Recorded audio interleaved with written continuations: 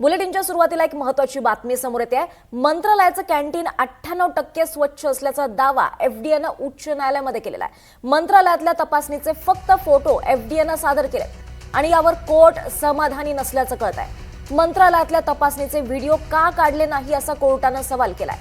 तुम्ही फक्त खासगी आस्थापनांनाच टार्गेट करता का असा कोर्टानं सवाल केलाय। 4 वकील आणि एफडीएनं पुन्हा मंत्रालयात तपासणीला पाठवण्यात आलेला आहे। तपासणी दरम्यान व्हिडिओग्राफी हवी आहे आणि पुन्हा तपासणीचा अहवाल द्या अशा कोर्टानं सूचना केल्या आहेत। अधिक माहिती घेऊयात आमचे प्रतिनिधी ऋतिक गणकवार यांच्याकडून। ऋतिक, कोर्टात नेमकं काय घडलंय आणि कोर्टाने काय सवाल केलेत? नक्कीच आपण बघतोय की एक प्रकरण गेलेलं होतं नवी मुंबईतील हॉटेलचं प्रकरण। एफडीएनं आपण बघितलं तर हॉटेलने चॅलेंज केलं होतं एफडीएच्या कारवाईवरती आणि एकंदरीत बघितलं तर त्याच कारवाईवरून एफडीएला कुठेतरी ताशेरे ओढलेले होते, कारण की तुम्ही खाजगीच हॉटेलांवरती किंवा खाजगीच आस्थापनांवरती टार्गेट करून कारवाई करतात का? शासकीय निमशासकीय कार्यालय तुम्ही तपासलेत का? त्यांचे कॅन्टीन्स तपासले का? अशा पद्धतीचा सवाल जो आहे तो एफडीएला केलेला होता।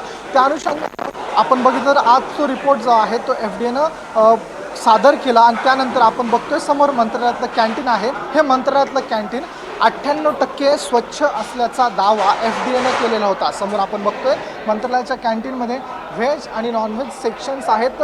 कर्मचाऱ्यांच्या हातात ग्लोव्ज आहेत, त्यांनी उपकरण देखील घातलेलं आहे। पलीकडे देखील बघतोय जे खाद्यपदार्थ आहे त्यांना माशा वगैरे त्याच्यावरती लागू नये याच्यासाठी जाळी बसवण्यात आलेली आहे आणि समोर आपण बघतो खाली हीटर देखील आहे अन्नपदार्थ गरम राहावे यासाठी स्वच्छता देखील केली जाते। मात्र एकंदरीत ही सर्व तपासणी करताना एफडीएनं कुठेतरी फक्त फोटो काढलेले होते। मात्र आम्हाला ते फोटो नको आहेत, आम्हाला तिथली व्हिडिओग्राफी पाहिजे। कोणत्याही हॉटेलमध्ये एखादा झुरळ जरी दिसलं तरी तुम्ही थेट त्याचा परवाना निलंबित करता आणि या ठिकाणी तुम्हाला काहीच मिळालं नाही का असा सवाल जो आहे तो उच्च न्यायालयाने एफडीएला केलेला होता। त्या अनुषंगाने आता पुन्हा एकदा एफडीएला 4 वकील सोबत घेऊन जावे आणि पूर्ण कॅन्टीन जे मंत्रालयातलं कॅन्टीन आहे त्याची तपासणी करावं असा इशारा जो आहे तो पुन्हा दिलेला होता। थोड्याच वेळात एफडीएचं जे पथक आहे आणि 4 वकील जे आहेत ते घेऊन कॅन्टीनमध्ये येणार आहेत आणि पुन्हा याची तपासणी केली जाणार आहे। मात्र एकंदरीत एफडीएच्या